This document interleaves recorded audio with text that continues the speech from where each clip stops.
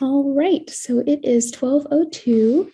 So I will go ahead and get started here. So welcome everyone. Welcome to the Post-Professional Doctor of PA Studies overview.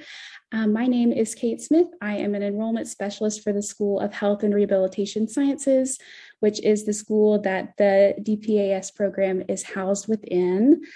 Before we begin, I'd like to ask everyone to please mute your microphones. And if you're comfortable, turn on your camera. It's always nice to see who we are speaking with. And as we go, please feel free to drop any questions in the chat. We'll be answering questions in the second half of the session today. All right. So today we are speaking with Dr. Mary Allias. Dr. Allias, would you like to introduce yourself? Sure. Hello. Happy first day of PA week to all of you who are PAs out there, or who maybe, I think we may have a couple aspiring PAs in the audience who are looking to learn more about the program. I have been at the University of Pittsburgh in PA studies for about 10 years now, and I am transitioning into the role of program director for the DPAS program, previously serving as faculty and as the director of didactic ed for a master's program. Wonderful, thank you. So before we jump into the program, I'm always curious to know, how did you come to work in the field of PA studies, and how did you find your way to the University of Pittsburgh?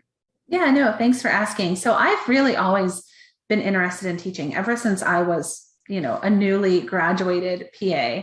And so I started, I think, like a lot of people do, by precepting students in my first job that I had. And during my undergrad, I became certified as a paramedic, which I thought was very helpful in becoming a PA. And so when I had graduated from PA school and I was precepting, somebody from a local ambulance service approached me and said, "Hey, would you be interested in teaching in our paramedic program?"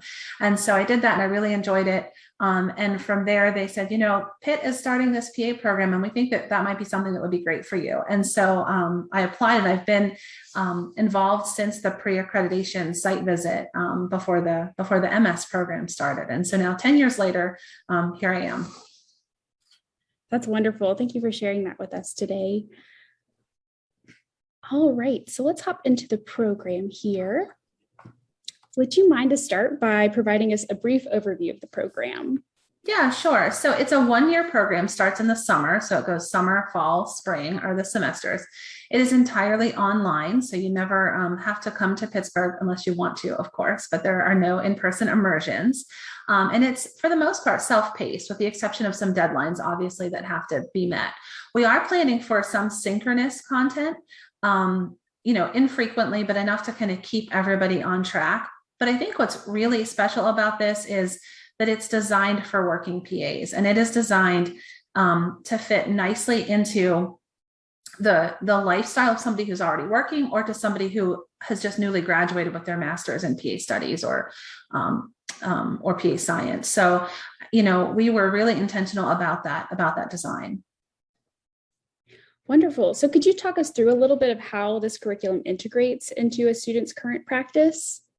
Yeah, it's really designed to allow you to use your place of practice to inform your learning, but then also to use what you're learning in the doctoral program to benefit your place of practice, whether that's your colleagues or your patients or systems there. So they're meant to kind of be synergistic in that way. That's awesome. So what does this program offer to students who are already practicing PAs? So this gives additional skills to folks. And it helps you to be able to lead and to improve those people that you're serving, whether that be your patients or your colleagues or your health system. And it also gives PAs a terminal degree. Right now the master's degree is required, but we know that having a doctoral degree helps PAs with administrative positions, and a lot of health systems may help them increase in pay range, and makes PAs more competitive for academic jobs, if that's something that they're looking for. Sure, absolutely. Right, next slide here. Okay, so this doctoral degree is new to the University of Pittsburgh, but it is also new to the field of PA studies. Could you talk to us about what inspired the creation of this doctoral degree? Sure, absolutely. I mean, I want to first say and be very clear that PAs who are trained at the master's level are completely and appropriately trained to treat patients in the clinical setting. That's not what this degree is about. But we know that there are PAs who want leadership roles, who want career advancement, or who just want to do more outside of their typical clinical role. And they're shut out because either they don't have the additional training that we don't have the time to provide in the master's curriculum, which is already really compressed, or they don't have the credentials required, the degree itself. And so we want to support PA leaders who can make positive change. We want to be a support to folks who are out there working, who know that they can do more, who want to do more, and just need a little bit extra training to do that. Excellent. So could you explain to us the program's focus on practice-based learning and quality improvement? Yeah, sure. So these are competencies of the profession that are endorsed by what we as PAs know as the 4 orgs, right? The 4 national orgs, and they're really important. And we know that PAs are everywhere.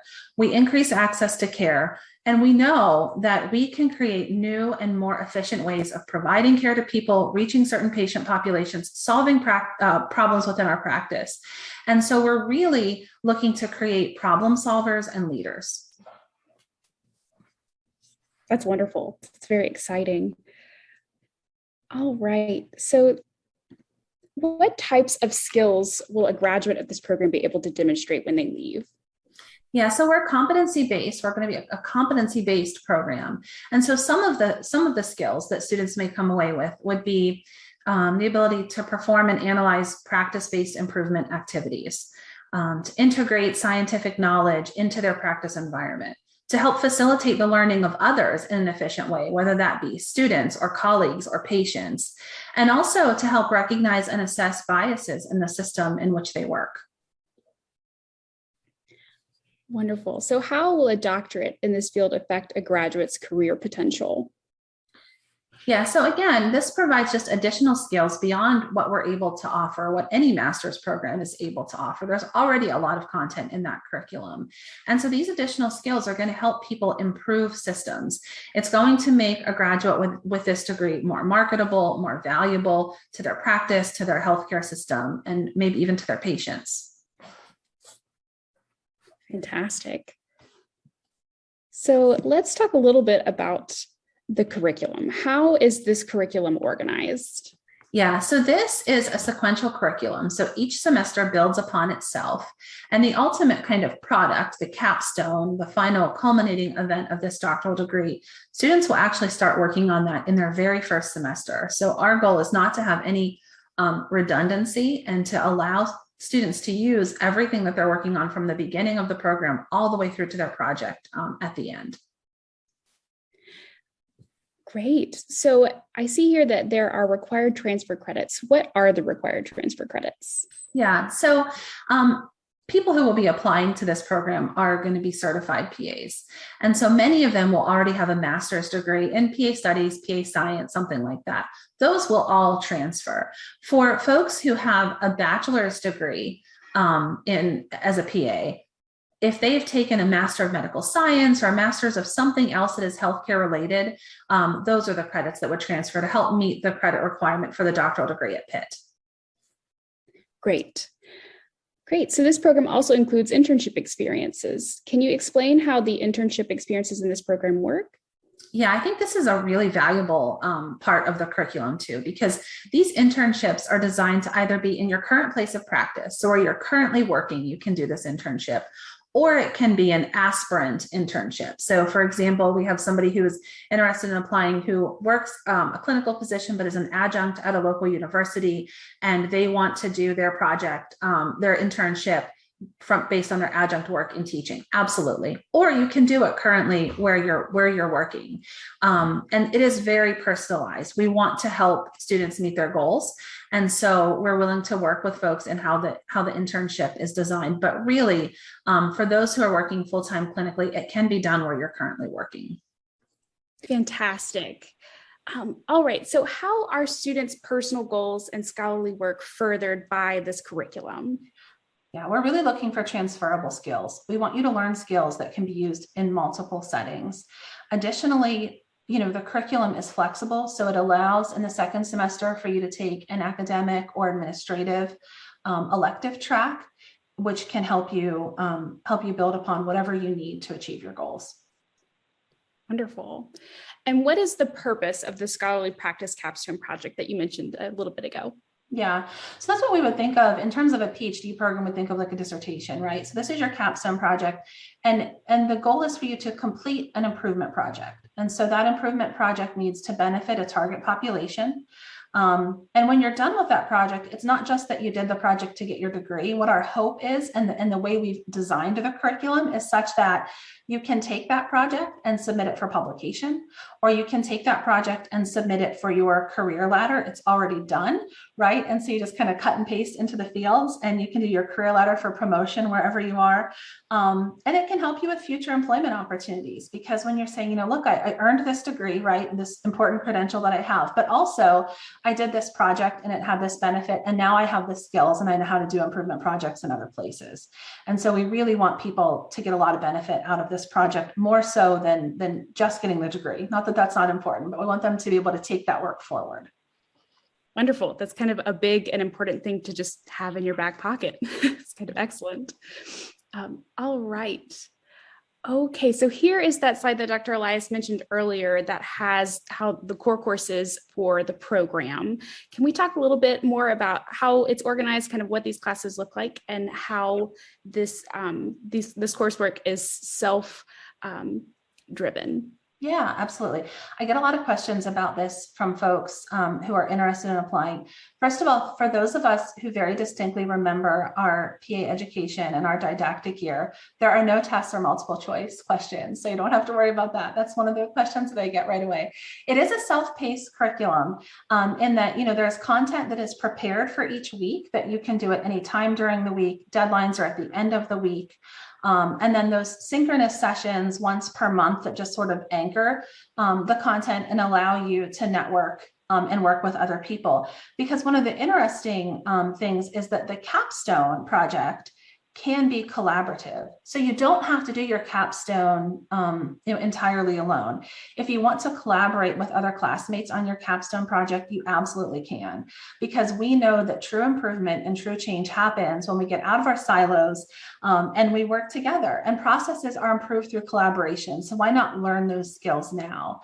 And so I think that's something that sets us apart. And it's something that really can allow you to make even more impact, because perhaps you both work in the same organization, or maybe we have somebody in Florida and somebody in Massachusetts who both work in emergency medicine and want to do a project together, right? And you can have a multi-center type project happening. So it opens up a lot of possibility to do work that is meaningful. And so I think that's really important, but there isn't busy work, right? This all builds towards either your final project or as a standalone accomplishment. So if you look in that first summer term, we're going to start with core concepts of scholarly practice and examining supporting evidence. And we're going to start everybody off on square one. Those first couple of weeks, let's talk about how we access resources, how we write from an academic perspective.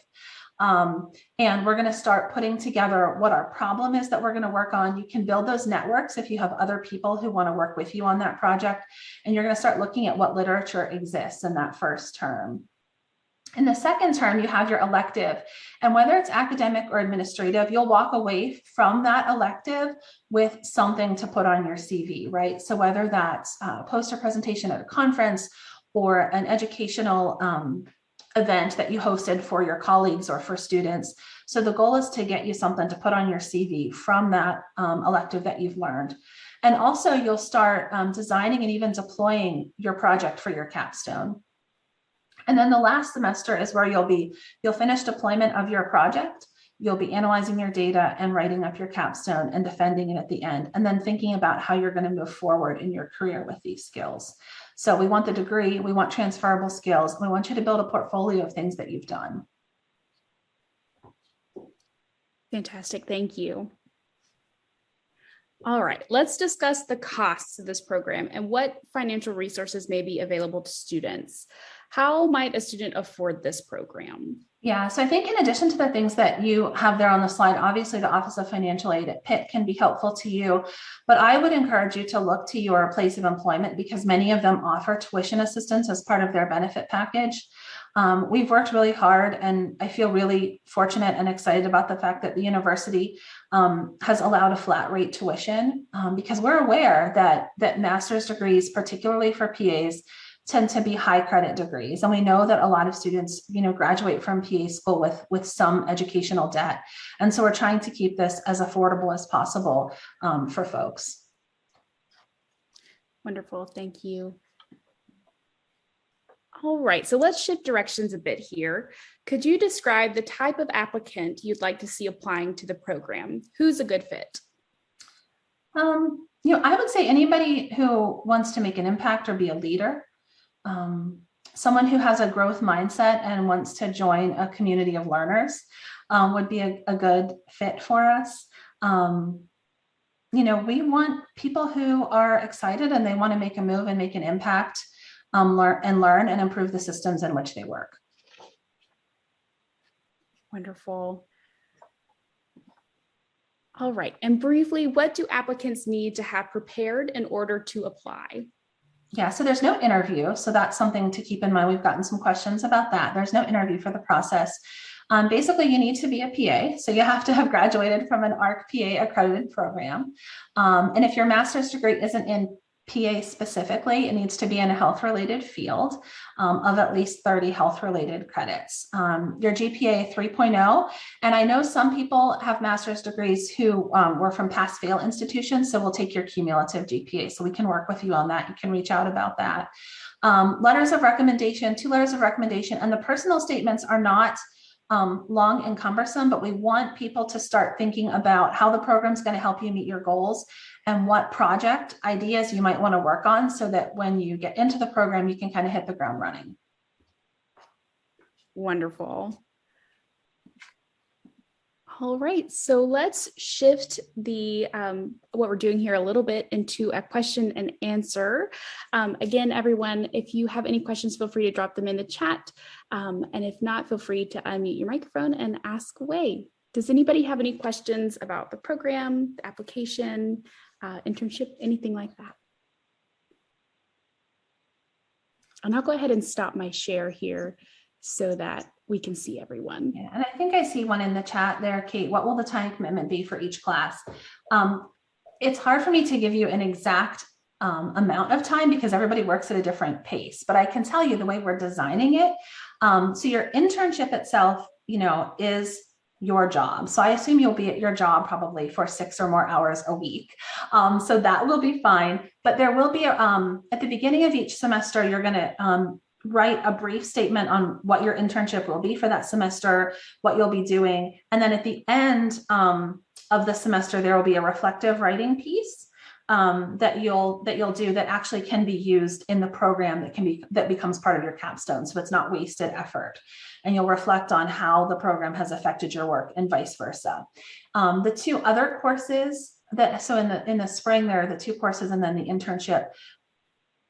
I would assume that most people would be able to complete the work for each course in 2 to 4 hours for each course. So 4 to 8 hours per week, depending on, how quickly or slowly you work. And we have taken great care as we've designed the curriculum to make sure that that those courses balance each other out, because we have one team designing all of the courses. So we don't have faculty working separately. So you're not going to have, 2 heavy weeks in both courses. So the course has been designed as seamlessly as possible. The whole curriculum has been designed as seamlessly as possible to make sure that it's balanced appropriately.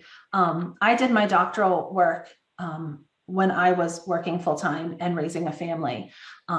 And I know what that's like. And those of us who are designing this program have done the same thing. And so it's really important to us that you get a good education and that you learn what you need to learn, but also that the program is efficient and that it fits and that it works for you, because we want you to be successful.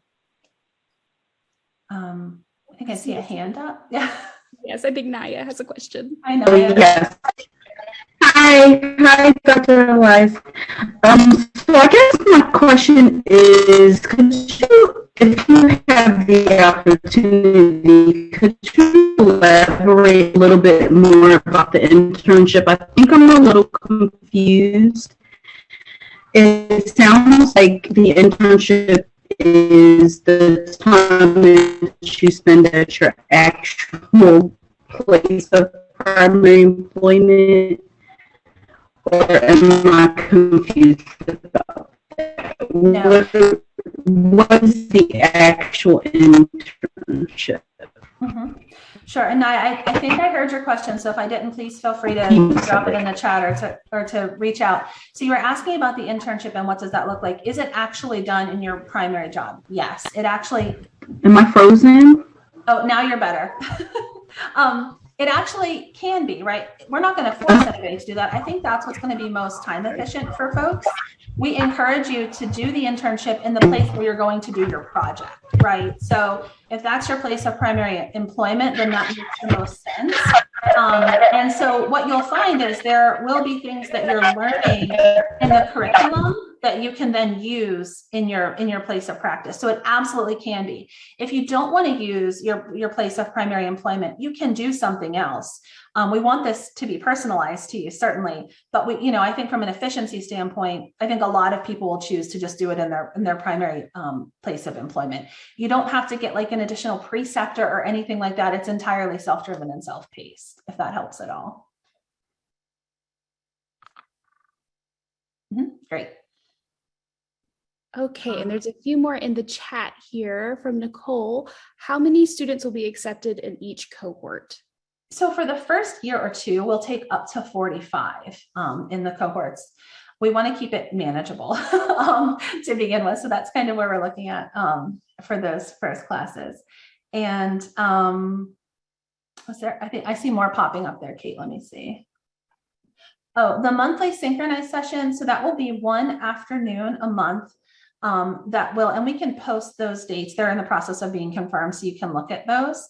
One afternoon a month. The idea is to give some face time with students and faculty and with each other, so that we can, cover any concepts that people maybe were unsure of, to give you time to network, because if you're going to be doing collaborative capstones, you probably want to get to know your colleagues a little bit better. But it's to give you some face time that is synchronous, that's not burdensome or cumbersome for you, so that you can have access, to some live content, essentially. All right. And also, can all of the internships have a consistent focus, or do they need to differ in content? So it can do either. It can be in the same place for all 3 semesters, because what you'll learn each semester is a little bit different. Particularly in the last semester, a lot of that time will be spent kind of deploying your project, and that will count as internship time too. So you have that flexibility. All right. And from Zach, given that this is a new program, how does accreditation work? Yeah, so as you're all aware, the master's programs are accredited through ARC-PA. They will not accredit this program because we're not a clinical practice type doctorate, but we are accredited through Pitt's accreditation, so through Middle State. So you will graduate from an accredited institution. It just won't be ARC-PA accredited, because they're starting to do some things with like residencies and things like that, but not these types of programs specifically. But it will fall under Pitt's accreditation as an institution. Thank you. And with the capstone projects, what aid will the faculty provide to help develop a starting point? Yeah, absolutely. So we start talking about your capstone project week 1, and we start talking about, and actually you start talking about potential capstone projects in the application. And so we provide a lot of information on how to define an actionable problem.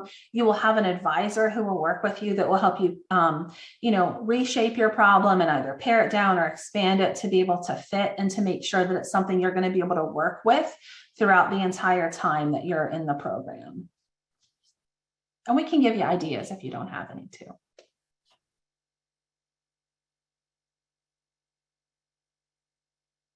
Any other questions? From Erin, if you are working clinically, can you provide insight on how to complete an academic capstone?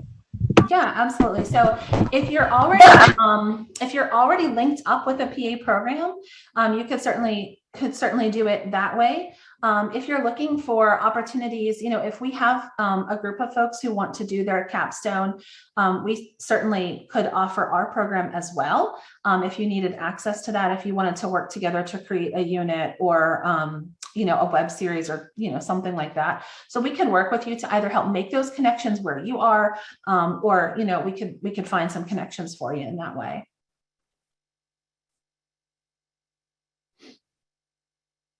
Any other questions? Ooh, are the electives offered asynchronously?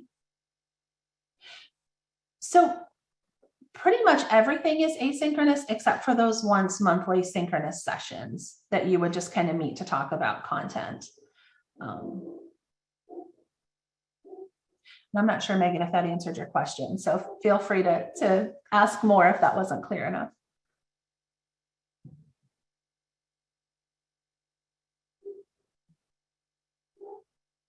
Any other questions? I'm going to put a shameless plug in for a Facebook Live that I'm doing on, I have the date here, hold on, Wednesday, January 26th at 9 a.m. I'll be doing a Facebook Live. So if you think of any questions between now and then, you can certainly reach out to us through the email address that is there. You can reach out to me on my Pitt email. You can message the SHRS Facebook page, and I can cover any questions you might have in the Facebook Live. And if anybody has any specific individual circumstances that they want to ask about, like, hey, I kind of want to do this, or this is my situation, or how would this fit, or what does this look like? I'm more than happy to have an individual call with you too, if that's something that would be helpful. Application timeline, March 15th. So applications need to be in by March 15th. Through our GradCast system, remembering too that there are a couple letters of recommendations. Just make sure you give time for folks to submit those.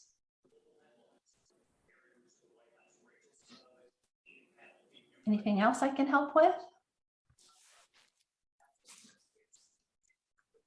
And while y'all are thinking on your last questions, I'm going to share my screen one more time just so that you all can see the, here we go, email we have here. Oops, sorry about that.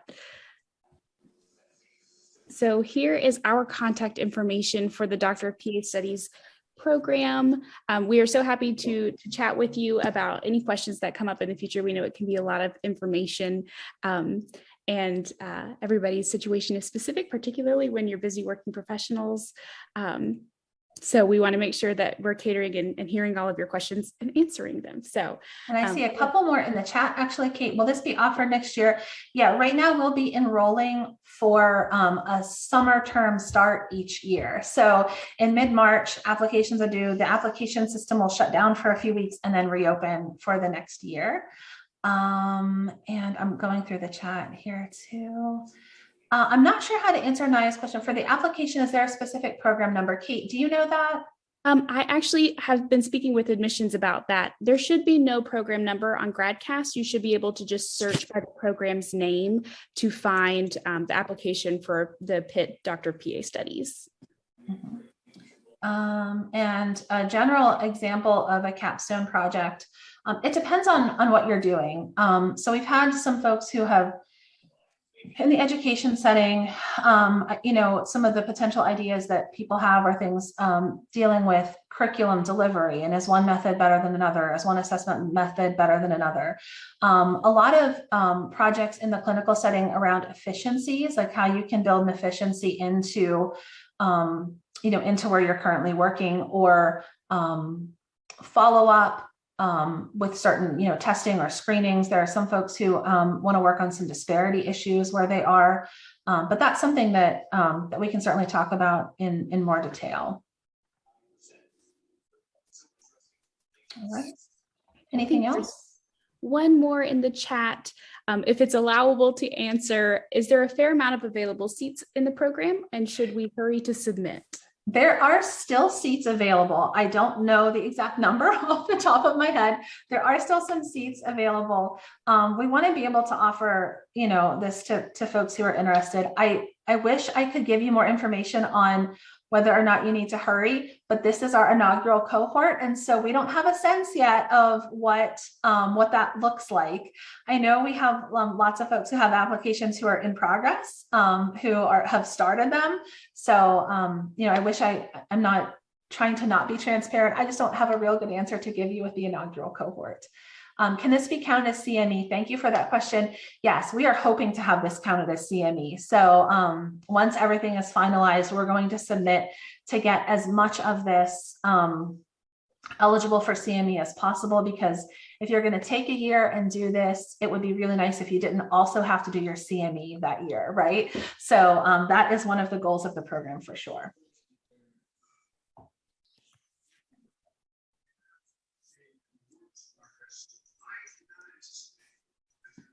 All right, any more questions?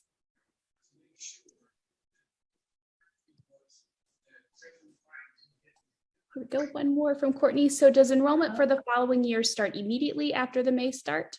I may have misheard. Yeah, so application deadline mid-March, and then GradCast will kind of close and reset for a few weeks. And then we're just gonna kind of open it for the next year. We decided to try and give as much of an enrollment window as possible because we know people are planning ahead, right? You're all busy. So yes. Anything else? Oh yeah, thank you, Naya. Yes, I can give you a general estimate kind of off the top of my head, but we'll follow Pitt's academic calendar. So the summer term starts early May and goes through about mid-August. And then there's usually like a 2-week lull before the fall term starts. Fall term starts the very end of August, beginning of September, and goes through mid-December. And then the spring term would start in early January and end in late April. Pitt tends to end a little bit earlier in the spring semester. So graduation will be at the very end of April. Thank you all for coming tonight to hear about the session. Thank you, Dr. Allias, for giving us such wonderful wisdom about this program and giving us all the knowledge we need to know about application stuff and all that good stuff. Please let us know if you have any questions. You can email Mary or you can email me. I'll drop my email in the chat. Also, it is my name, katesmith@pitt.edu. And let us know. We're here to help. So feel free to reach out. Don't hesitate. Thank you, everyone. Have a good night.